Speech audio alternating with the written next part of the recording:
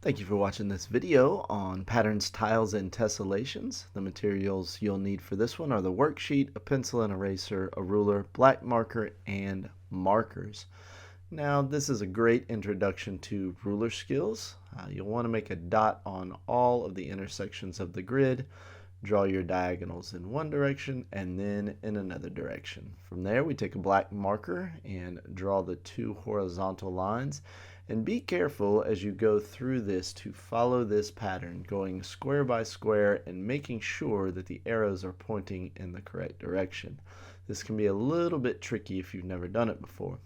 As well as our coloring, we use complementary colors, and the final result is pretty impressive. If you like this video, be sure to give it a thumbs up. If you know of any homeschool teachers, art teachers, or anybody that could use this activity, please make sure you share it with them. This activity is available to download at mrhen.com. And as always, have a great day.